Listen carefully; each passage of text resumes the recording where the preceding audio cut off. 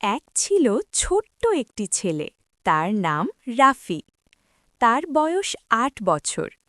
রাফি খুব মিষ্টি আর খেলাধুলা ভালোবাসে।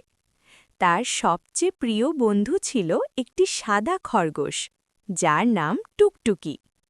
প্রতিদিন বিকেলের রাফি আর টুকটুকি উঠোনে খেলত। একদিন খেলতে খেলতে রাফি ভুল করে তার মায়ের প্রিয় ফুলের টবটি ভেঙে ফেলে। রাফি ভয় পেয়ে যায়।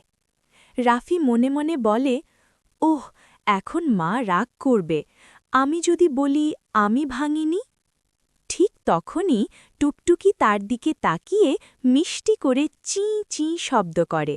রাফি যেন বুঝতে পারল টুকটুকি তাকে কিছু বলতে চায়। ঠিক তখন রাফির মা এসে বললেন, রাফি, এই টবটা কে ভেঙেছে? রাফি একটু চুপ করে থাকে।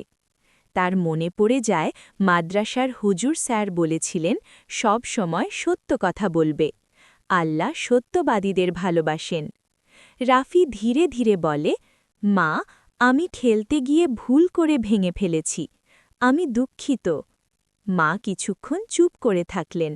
তারপর মুচকি হেসে বললেন, তুমি সত্য কথা বলেছ, এটা খুব ভালো কাজ। আমি তোমার ওপর খুশি হয়েছি। রাফি অবাক হয়ে যায়। সে ভেবেছিল মা বকা দিবে, কিন্তু মা তো খুশি।